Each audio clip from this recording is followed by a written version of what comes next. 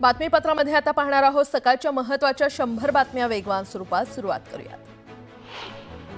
सरपंच संतोष देशमुख यांचे भाऊ धनंजय देशमुख यांनी मुख्यमंत्री देवेंद्र फडणवीस यांची भेट घेतली। यावेळी सुरेश धस आणि नमिता मुंदडा उपस्थित होते।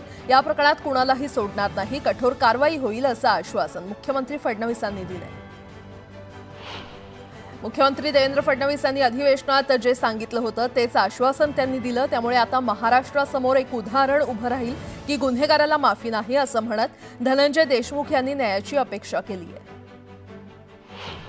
सरपंच संतोष देशमुख हत्येच्या निषेधार्थ संभाजीनगरच्या पैठणमध्ये 9 जानेवारीला मूकमोर्चाचं आयोजन करण्यात आलं। दरम्यान या मोर्चामध्ये जास्तीत जास्त नागरिकांनी उपस्थित राहण्याचं आवाहन संतोष देशमुख यांची मुलगी वैभवी देशमुखनं केलंय।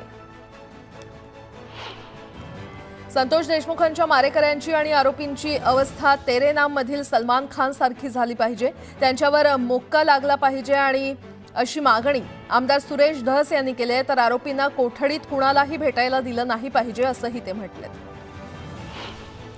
आझाद मैदानावरील सरपंच परिषदेच्या आंदोलनात सुरेश धस सहभागी झाले। यावेळी कितीही वेळ जाऊ द्या, देशमुखांना तुमच्या मनातून उतरून देऊ नका, त्यांच्या कुटुंबियांबरोबर कायम रहा असं आवाहन सुरेश धस यांनी सरपंचांना केलं। बीड प्रकरणाची एसआयटी चौकशी करा असं पहिलं पत्र मीच दिलं होतं असं विधान पंकजा मुंडे यांनी केलंय। तसंच देवेंद्र फडणवीस या प्रकरणात कुणालाही क्षमा करणार नाही अशीही ग्वाही पंकजा मुंडे यांनी दिली आहे। मी माझ्या छोट्या लेवलच्या विषयांना हाताळले, मोठ्या लोकांवर मी बोलत नाही असं म्हणत पंकजा मुंडे यांनी आमदार सुरेश धस यांना टोला लगावलाय। संजय राऊतांनी वाल्मिक कराडच्या धनंजय मुंडे आणि मुख्यमंत्री उपमुख्यमंत्र्यांसोबतचा फोटो ट्विट केलेला आहे। दरम्यान मसाजोगचे ग्रामस्थ दहशतीत आहेत। देशमुखांच्या हत्येचा तपास खरंच होईल का असा सवाल राऊतांनी केलाय। विजय वाकोडे यांचा मुलगा आशिष वाकोडे यांनी मुख्यमंत्री फडणवीसांची भेट घेतली। सोमनाथ सूर्यवंशी यांच्या हत्येविरोधात आंदोलन करत असताना विजय वाकोडे यांचा मृत्यू झाला होता। दरम्यान ज्या पोलीस अधिकाऱ्यामुळे सूर्यवंशी यांचा मृत्यू झाला त्याचं निलंबन करून कायमस्वरूपी नोकरीवरून काढून टाकावं अशी मागणी आशिष वाकोडे यांनी केली आहे। हिंगोली शहर पोलीस ठाण्यात मनोज जरांगे यांच्या विरोधात गुन्हा दाखल करण्यात आलाय। धनंजय मुंडेंविरोधात अपशब्द वापरल्याचा आरोप करत हा गुन्हा नोंदवण्यात आलाय। आता एक मोठी बातमी, मुंबईत शरद पवार गटाची आज आणि उद्या बैठक पार पडणार आहे। पक्षाची पुढील दिशा यशवंतराव चव्हाण सेंटर इथे होणाऱ्या या बैठकीत निश्चित केली जाणार आहे। या बैठकीला पक्षाचे आजी माजी आमदार, खासदार आणि विधानसभेचे उमेदवार तसंच जिल्हाध्यक्ष आणि पक्षाच्या विविध आघाडीचे प्रमुख, तालुका अध्यक्ष आणि प्रदेश पदाधिकारी उपस्थित राहणार आहेत। दोन्ही दिवस शरद पवार सर्व बैठकांना हजर राहणार आहेत। या बैठकीत पक्षाची पुढील वाटचाल त्याबाबत निर्णय होण्याची शक्यता आहे आणि तसंच नव्या प्रदेशाध्यक्षाबाबत देखील निर्णय होणार असल्याचं बोललं जातंय।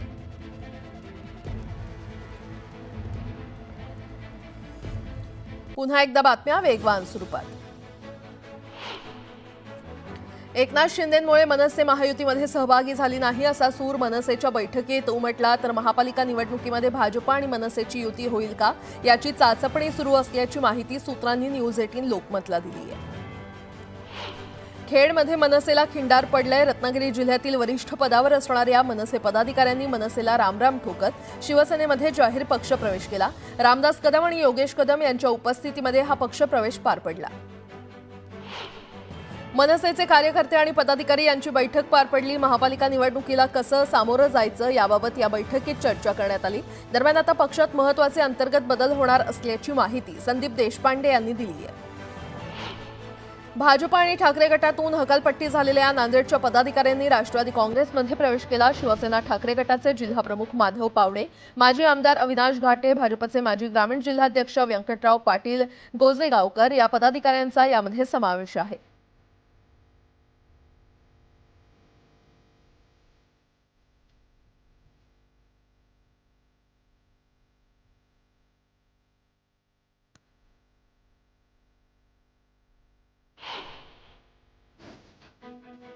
स्थानिक स्वराज्य संस्थांच्या निवडणुकीआधी भाजपमध्ये इन्कमिंग सुरू झालंय। संभाजीनगरमध्ये रिपब्लिकन पार्टी ऑफ इंडियाच्या 2 माजी नगरसेवकांनी भाजपमध्ये प्रवेश केला। भाजप प्रदेशाध्यक्ष चंद्रशेखर बावनकुळेंच्या उपस्थितीमध्ये पक्षप्रवेश करण्यात आला। विधान परिषदेचे सभापती राम शिंदेंनी दिल्लीमध्ये भाजप सरचिटणीस विनोद तावडे यांची भेट घेतली। सभापती झाल्यानंतर राम शिंदे पहिल्यांदाच दिल्ली दौऱ्यावर आले। यावेळी त्यांनी अहिल्याबाई होळकर यांची मूर्ती विनोद तावडेंना भेट दिली। काहींनी महाराष्ट्रातील निवडणुकीवेळी हेलिकॉप्टर तपासावरून घाणेरडी भाषा वापरली, अधिकाऱ्यांना धमक्या देण्यापर्यंत मजल गेली असं विधान निवडणूक आयुक्त राजीव कुमार यांनी केलं। तर प्रचाराची एवढी पातळी घसरू देऊ नका, नव्या पिढीला मतदान करण्याची इच्छाच निघून जाईल अशा शब्दात राजीव कुमार यांनी उद्धव ठाकरेंचं नाव न घेता त्यांना खडे बोल सुनावले। चंद्रपूर जिल्ह्यामध्ये आपल्या कार्यकाळात आणले गेलेले आणि प्रगतीपथावर असलेले सर्व प्रकल्प नेट्यानं पूर्ण करणार असल्याचं आश्वासन भाजप आमदार सुधीर मुनगंटीवार यांनी दिलं। मंत्रालय आणि संबंधित विभागाचे मंत्री यांच्याशी संवाद साधून वेळेमध्ये प्रकल्प पूर्ण करणार अशी ग्वाही देखील त्यांनी दिली आहे। पारोळा तालुक्याची शासकीय विभागांची आढावा बैठक आमदार अमोल पाटील यांच्या अध्यक्षतेखाली पार पडली। यावेळी शासकीय कामांसाठी नागरिकांची पायपीट होणार नाही याची दक्षता घेण्याचे आदेश अधिकाऱ्यांना देण्यात आले। बांगलादेशी व्यक्तीला जन्मदाखला मिळतो हा विषय गंभीर आहे। महाराष्ट्रातील प्रत्येक ग्रामपंचायतीनं दाखले देताना काळजी घेतली पाहिजे। जे दाखले देतील त्यांना जबाबदार धरलं जाईल असा इशारा गृहराज्यमंत्री योगेश कदम यांनी दिलाय। कोल्हापूर जिल्ह्यातील बोळावी ग्रामपंचायतीच्या उपसरपंचपदी मुश्रीफ गटाच्या आनंदा पाटील यांची बिनविरोध निवड झाली। बोळावी ग्रामपंचायतीच्या विजयात मोलाचा वाटा असणाऱ्या आनंदा पाटील यांची उपसरपंचपदी निवड होताच मुश्रीफ गट आणि युवा संघटनेच्या कार्यकर्त्यांनी फटाके फोडून जल्लोष केला। HMPV व्हायरसच्या पार्श्वभूमीवर जळगाव जिल्ह्यातील आरोग्य यंत्रणा अलर्ट मोडवर आलेली आहे। शासकीय वैद्यकीय महाविद्यालयामध्ये 14 PICU आणि 36 NICU बेडची व्यवस्था करण्यात आली आहे। HMPV व्हायरसच्या शिरकावामुळे हिंगोली जिल्ह्यातील आरोग्य विभागाची यंत्रणा सज्ज झाली आहे। जिल्हा सामान्य रुग्णालयामध्ये 24 ICU बेड आणि 50 जनरल बेडची सोय करण्यात आली आहे। सिंधुदुर्ग जिल्ह्यातील आरोग्य यंत्रणा सज्ज झाली आहे। जिल्ह्यातील सर्व आरोग्य केंद्रांना दक्ष राहण्याच्या सूचना जिल्हा आरोग्य विभागाच्या वतीनं देण्यात आल्या। HMPVच्या वाढत्या रुग्णसंख्येच्या पार्श्वभूमीवर ठाणे महापालिका प्रशासन अलर्ट मोडवर आलंय। कळव्याच्या छत्रपती शिवाजी महाराज रुग्णालयामध्ये आयसोलेशन वॉर्ड तयार करण्यात आलंय। दरम्यान नागरिकांनी काळजी घेण्याचं आवाहन प्रशासनानं केलंय। HMPV व्हायरसमुळे नगरच्या शासकीय रुग्णालयामध्ये जवळपास 600 रुग्णांची व्यवस्था करण्यात आलेली आहे। रुग्ण सापडले नसले तरीही प्रशासनानं तयारी सुरू केली आहे। तसंच घाबरून जाऊ नका, योग्य ती काळजी घ्या असं आवाहन करण्यात आलंय। आता एक मोठी बातमी, एक देश एक निवडणुकीच्या प्रस्तावाशी संबंधित 2 विधेयकांच्या छाननीसाठी संयुक्त संसदीय समिती स्थापन करण्यात आली आहे आणि आता त्या समितीची पहिली बैठक आज होणार आहे। देशात एकाच वेळी लोकसभा आणि विधानसभा निवडणुका घेण्याच्या विषयावर प्रदीर्घ काळापासून चर्चा सुरू आहे। तो प्रस्ताव वास्तवात आणण्याच्या उद्देशातून केंद्र सरकारनं 2 विधेयकं आणली। हिवाळी अधिवेशनावेळी ती विधेयकं लोकसभेत मांडण्यात आली आणि यावर अधिक चर्चा करण्यासाठी ती विधेयकं JPC कडे म्हणजेच संसदीय समितीकडे पाठवण्यात आली आहेत। सरकारनं भाजपचे खासदार PP चौधरी यांच्या अध्यक्षतेखाली 39 सदस्यीय समिती स्थापन केली आहे आणि त्यामध्ये प्रमुख पक्षांच्या खासदारांना सदस्य म्हणून स्थान देण्यात आलेलं आहे।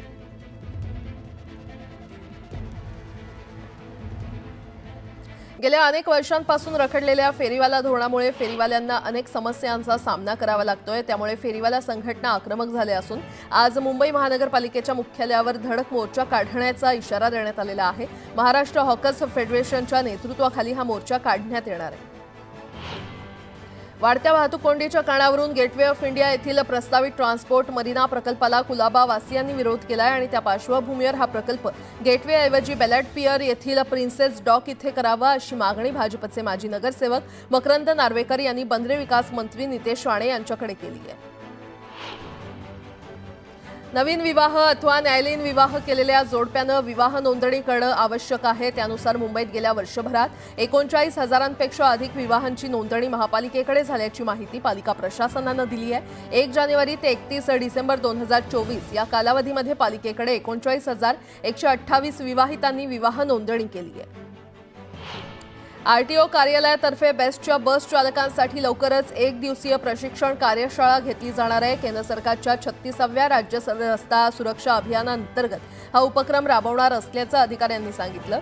कुर्ला बस दुर्घटनेनंतर बेस्टच्या कंत्राटी आणि कायमस्वरूपी चालकांसाठी ही कार्यशाळा घेण्यात येते।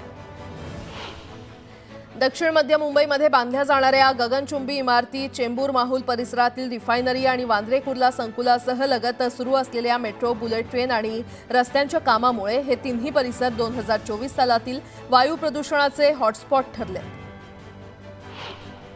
भारतात पहिल्यांदाच सर्व प्रकारच्या शाळांमधील शिक्षकांमध्ये महिला शिक्षकांची संख्या वाढून पुरुषांच्या तुलनेत 53.3% इतकी झाली आहे. 2023-24 साठी UDISC+च्या अहवालानुसार देशात शिक्षकांची ही आतापर्यंतची सर्वाधिक आकडेवारी आहे. वाढतं औद्योगिकरण आणि शहरीकरणामुळे महामुंबईसह राज्यात कच्च्या तेलाची मागणी वाढते. हिंदुस्तान पेट्रोलियम कॉर्पोरेशन कंपनीनं नवी मुंबई आणि समुद्रातील जवाहर आयलंडवर कच्चं तेल साठवण्यासाठी नवं टर्मिनल बांधण्याचा निर्णय घेतलाय.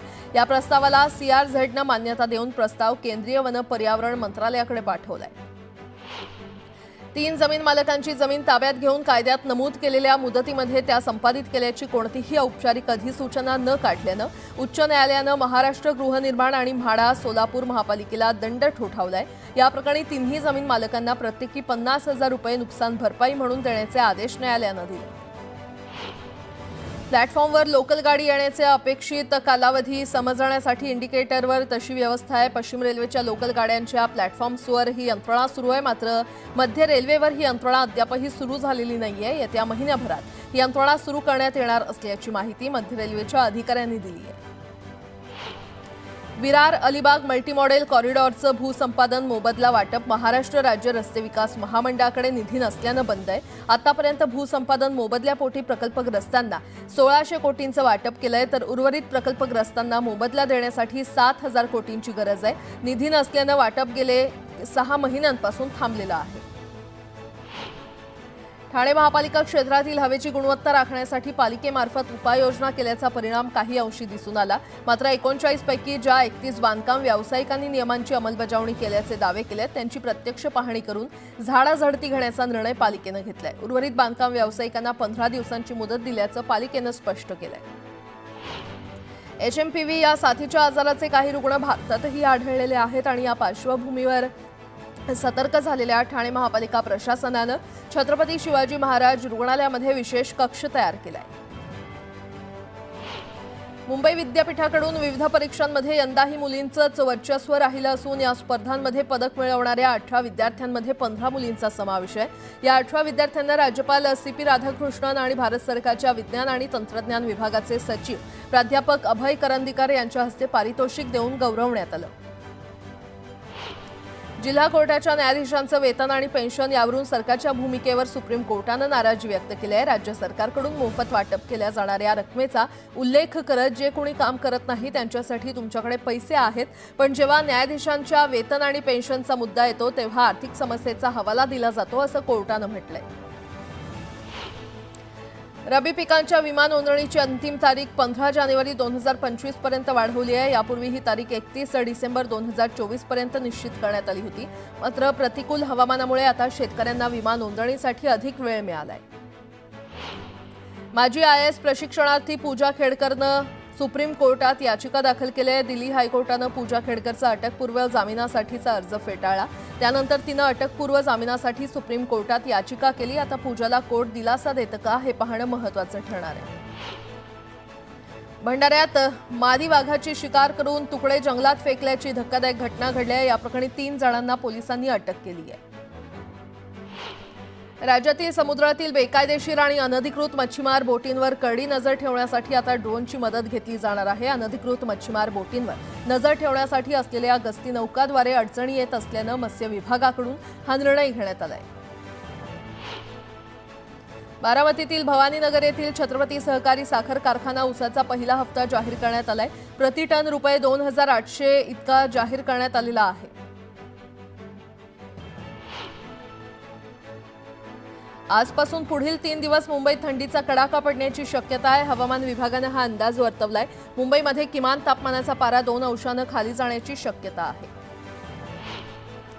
दिवंगत माजी राष्ट्रपती प्रणव मुखर्जी यांच्या स्मारकाबाबत केंद्र सरकारनं मोठा निर्णय घेतलाय. राजधानी दिल्लीतील राष्ट्रीय स्मारक संकुलात म्हणजेच राजघाट संकुलात आता प्रणव मुखर्जी यांचं स्मारक होणार आहे. प्रणव मुखर्जी यांची मुलगी शर्मिष्ठा मुखर्जी यांनी ट्विट करून ही माहिती दिली आहे. देशातील सर्वात मोठी सरकारी बँक एसबीआयला सुप्रीम कोर्टानं झटका दिलाय। सुप्रीम कोर्टानं एका प्रकरणात एसबीआयला फटकारलं असून 94,000 रुपयांचा दंड ठोठावलाय। नागपुरातील गोरेवाडा प्राणी संग्रहालयामध्ये बर्ड फ्लूमुळे 3 वाघ आणि एका बिबट्याचा मृत्यू झाल्यामुळे मुंबई पालिकेचं राणीच्या बागेत वाघ, बिबटे आणि कोल्ह्यांना देण्यात येणारे चिकन खाद्य बंद करण्यात आलंय। शिवाय मांसाहारी प्राण्यांच्या निवासाच्या ठिकाणी ड्युटी असणाऱ्या कर्मचाऱ्यांसाठी कडक नियमावली तयार करण्यात आली आहे। टोरेस कंपनी घोटाळ्याप्रकरणी शिवाजी पार्क पोलिसांनी 3 जणांना अटक केली आहे। आर्थिक फसवणूक केल्याप्रकरणी टोरेस ब्रँड चालवणाऱ्या प्लॅटिनम हन प्रायव्हेट लिमिटेड या कंपनीचे संचालक सर्वेश अशोक सुर्वे यांच्यासह सीईओ, जनरल मॅनेजर अशा 5 जणांविरोधात गुन्हा दाखल केलाय। राजधानी दिल्लीमध्ये सोन्याच्या दरात वाढ झाली आहे। त्याचवेळी सलग 2 दिवसात चांदीच्या दरात 2,000 रुपयांची वाढ झालेली आहे। त्यामुळे चांदीच्या दरानं 3 आठवड्यांचा उच्चांक गाठलाय। MBBS साठी ऍडमिशन करून देतो असं सांगत 9 विद्यार्थ्यांकडून 45 लाख उकळत त्यांची फसवणूक करण्यात आल्याचा प्रकार साकीनाक्यामध्ये घडलेला आहे। याविरोधात फसवणूक झालेल्या एका विद्यार्थिनीच्या वडिलांनी दिलेल्या तक्रारीवरून साकीनाका पोलिसांनी 2 महिलांसह 4 गुन्हा दाखल केलाय।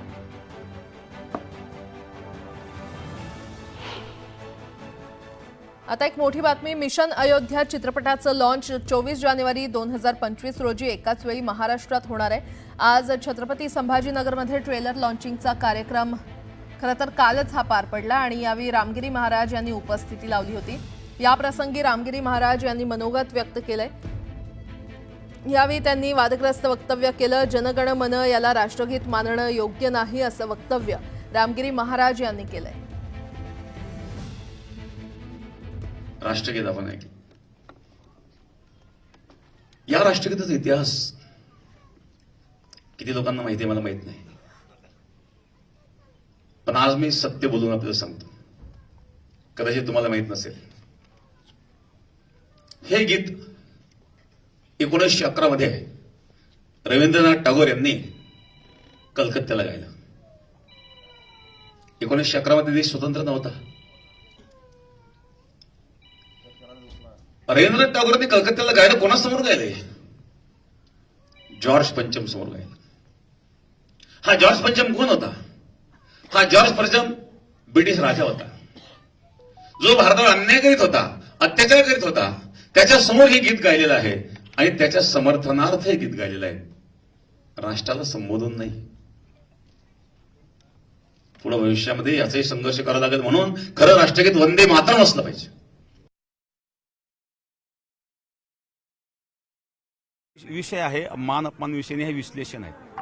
अपमान करण्याचा विषय नाही, सत्य मांडणं याला जर तुम्ही अपमान म्हणत असाल तर मग ते दुर्दैव आहे। जे सत्य आहे ते मांडलेलं आहे। कदाचित हा विषय इतिहास जो आहे तुम्ही शोधा, जे मी बोललेलो आहे ते असत्य तुम्हाला वाटत असेल तर मग तुम्ही त्या विषयावर सांगू शकता किंवा बोलू शकता, विश्लेषण करू शकता। आम्ही विश्लेषण केलेलं, अपमान हा विषय नाही। तुमची काय मागणी आहे? राष्ट्रगीत बदलायला माझी मागणी अशी आहे की राष्ट्रगीत असं असावं की त्यातून समाज देशाचं प्रबोधन व्हावं किंवा देशाला उद्देशून असावं। हा एक माझा उद्देश आहे त्या पाठीमागे। यासोबतच बातमीपत्रामध्ये एक छोटासा ब्रेक। पाहत रहा न्यूज 18 लोकमत।